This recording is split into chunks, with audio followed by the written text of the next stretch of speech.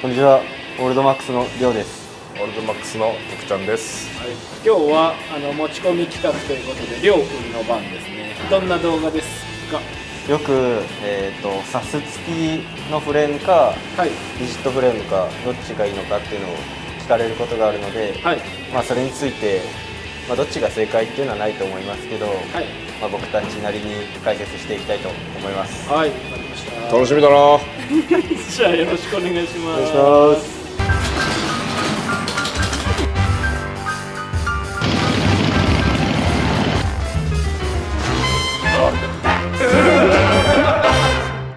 はい、まず、サス付きとリジットフレームっていうのが、あんまり分かってない人もいるかと思うんで、はい、最初その説明をしたいと思うんですけど、はい、もう笑ってますけど何かありました？言い方のあれですか？いいです。りょうくんの回なんで続きをお願いします。サス付きっていうのが、もう言葉の通り、はい、ここフレームのここにリアのサスペンションがついてるのがサス付きでしょうね。ですね。じゃあ、リジットっていうのが、知ってると思うんですけどここさっきのと比べてもらえば分かると思うんですけど、もうサスペンションがついてない、これがリジットフレームですね。ないんですか？これないんですよ。これを予測して徳ちゃんは笑ってた。はい絶対そうやって言うだろうなと思ってりょうくんの回なんで楽しんでいきましょう。そしてこれの、どっちがいいのかっていうのを聞かれると、正解はないと思うんですけど、リジットフレームの方の、こちらのデメリットっていうところから、お話しさせてもらうと、リアのクッションがないので、乗り心地は絶対的に悪くなっちゃうかなっていうところで、そこで言うとやっぱサス付きの方がいいかなってところなんですけど、あとはここはお金の話になるんですけど、だいたいネットオークションとか見てると、リジットフレームとサス付きのフレームだと、僕が見てるところだと50万から100万円ぐらい相場が違うかなっていうところで、やっぱそこってやっぱそんだけの値段が違うと、選択肢に影響が出てくるんじゃないかなってところで、やっぱそこは、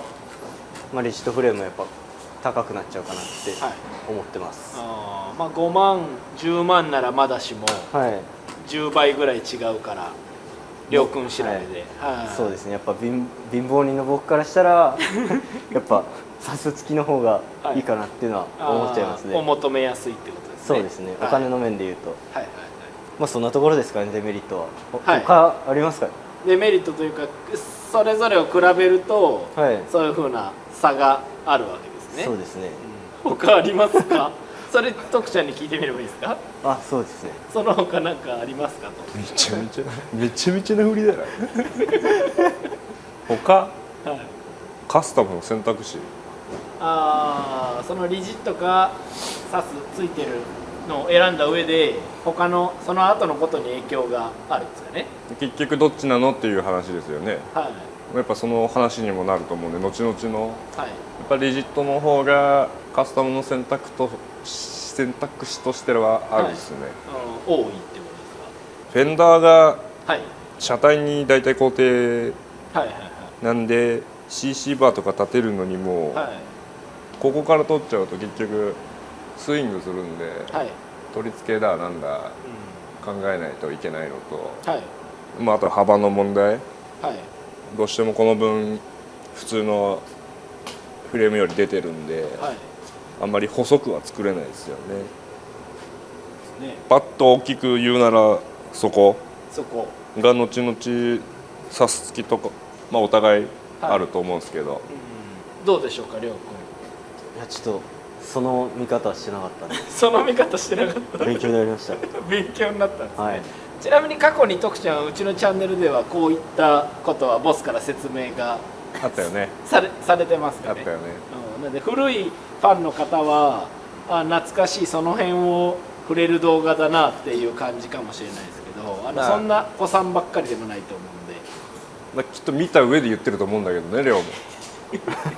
そうですね、ちょっと見たんですけど、はい、改めて聞いたって感じですかね。まあでも同じことを何回発信してもいいと思うんで、はい、全然自由にやりましょう。なんかこの何話そうみたいに2人とかりょうくんがなってるのは、昨日僕が日曜日にみんなにちょっと企画なんか出してと初めてお願いして、でみんなに出してもらったのを次の日の朝、もう僕が取りに来たことが準備がそんな入念にできなかったっていう理由が実はあるということ、そこは僕から補足させていただきます。そんな余裕で、そんな言い訳で言い訳です余裕で、それは言い訳だぞりょうくん。あ、すいません頑張ります。ということで、はい、説明はじゃあいいですか、そんなところで。そうですね、このまま好みの話をしていきましょうか。オールドマックス。リジットフレームのはいメリットはっていうところなんですけど、はい徳ちゃんさんがおっしゃってたように、はいそのカスタムの幅が広がるっていう、はいところに付随すると思うんですけど、やっぱこのシンプルさ、かっこよさがはいやっぱりリジットフレームのうん圧倒的なメリットかなって思います。はい、じゃあこちらのメリットは。こちらのメリット、徳ちゃんから。こちらのメリットはやっぱもうさっき散々言いましたけど、クッション性ですか？クッション性ですねはいやっぱそんなにいいんですか？乗り比べてみると、はいもう本当に全然違うかなっていうのが分かると思います。あるとないとじゃいいよね。はい、まあだって歴史的背景で言えば当然うん良くなるからつけたものですもんね。違うよね、やっぱあると。はケンさん、昔はいケンさん流行ったじゃん、靴。はいはいなんていうんですか、知ってる？薄手の現場仕事用の知らない知らないです。ただの布と裏がゴム板だけみたいな上靴みたいな。上靴みたいな。あれとナイキのエアマックスぐらい違う。ああなるほどそんな比較が出ましたね、りょうくん。ちょっとあんまりイメージがついてないですけど結構違います。結構違いますね、はい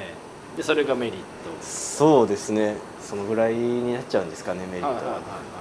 はいでもそのメリットがやっぱり大きすぎる、はいあまりみんなリジットに憧れてるかなって思います。そして詰まるところ、じゃありょうくんの個人の好みで言えば。僕の個人の好みだと、同じ値段で両方売ってるとしたら、はいやっぱりリジットをを選ぶかなって思うんですけど、はい現状それはありえないんで、はい価格差考えると、はい貧乏人の僕からしたらサス付きっていう選択肢になっちゃうと思います。はい僕の意見だけだとちょっと心もとないと思うので、はい先輩の徳ちゃんさんにちょっと聞いてみたいと思います。こんにちは。こんにちは。こんにちは完全個人の話ということで難しいよね。難しいですね。チョッパーとしてはい、見るならリジットフレームはうん、